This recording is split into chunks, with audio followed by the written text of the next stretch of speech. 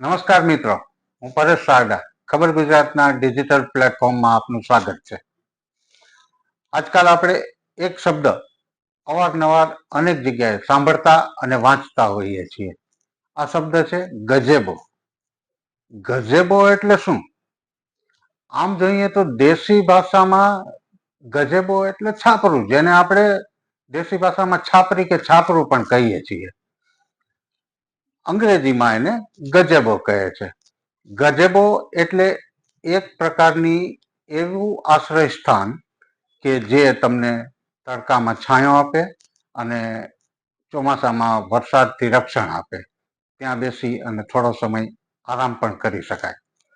ગજેબોના જુદા જુદા પ્રકારો હોય છે. વર્તુળ, ચતુષ્કોણ, અષ્ટકોણ, ષષ્ટકોણ અને ખાસ કરીને બગીચાઓ કે રોડ સાઈડમાં આપણને આ પ્રકારના સ્ટ્રક્ચર જોવા મળે છે, જેને અંગ્રેજીમાં ગઝેબો કહે છે. આપણી દેશી ભાષામાં મેં કહ્યું તેમ છાપરું કે છાપરી. આપણા માટે છાપરું છાપરી જૂના શબ્દો છે. ગઝેબો એ નવો લેટેસ્ટ શબ્દ છે. ખાસ કરીને આજકાલ શહેરની આજુબાજુના વિસ્તારોમાં જ્યાં નવી ટાઉનશીપ બને છે, આપ એના બ્રાઉઝરમાં જોતા હશો આનો ગઝેબો શબ્દનો એમાં ઉલ્લેખ કરેલો હોય છે, એમાં ગઝેબો લખેલું હોય છે. આ ગઝેબો એટલે શું? આમ તો ગઝેબોનો ઇતિહાસ 5000 વર્ષ જૂનો હોવાનું કહેવાય છે, પરંતુ 18મી સદીમાં ગઝેબોનો વિસ્તૃત ઉલ્લેખ જોવા મળે છે. 5000 વર્ષ પહેલા ઇજિપ્તના બગીચાઓમાં ગઝેબોની રચના જોવા મળી હતી. ઉપરાંત ચીની સાહિત્યમાં પણ તેનો ઉલ્લેખ છે.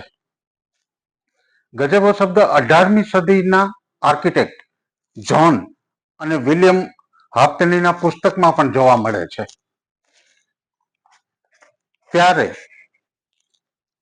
ગઝેબો કઈ રીતે આપણને ઉપયોગી છે તેનો જો આપણે ઉલ્લેખ કરીએ તો બગીચાઓમાં એક જાતનું વિશ્રામ સ્થળ છે, જ્યાં બેસી અને આપણે થોડો સમય વિશ્રામ લઈ શકીએ, ફુરસદની પળો માણી શકીએ. અને આ જે સ્ટ્રક્ચર હોય છે, ગઝેબો સ્ટ્રક્ચર, કે જે આપણને છાંયો આપે છે, તડકાથી રક્ષણ આપે છે અને વરસાદથી પણ રક્ષણ આપે છે. આજકાલ અનેક સ્થળોએ ગઝેબોના નિર્માણ કરવામાં આવી રહ્યા છે. સ્થાનિક સ્વરાજ્યની સંસ્થાઓ પણ બ્યુટિફિકેશનના નામે ગઝેબોનું નિર્માણ કરે છે. ફૂટપાથ પર ગઝેબો બનાવે છે કે જેથી લોકો તેની નીચે આશ્રય લઈ શકે, 2-5 મિનિટ શાંતિથી પસાર કરી શકે. જોકે ગામડાના લોકો માટે ગઝેબો શબ્દ નવો હશે, પરંતુ છાપરું અને છાપરી એ બહુ જાણીતી વાત છે.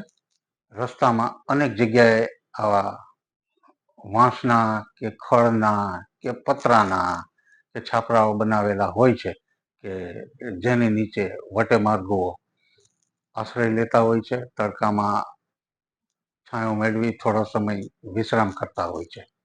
આમ ગઝેબો અંગે આપે જે જાણકારી મેળવી છે તે આપને કેવી લાગી તે અમને જણાવશો.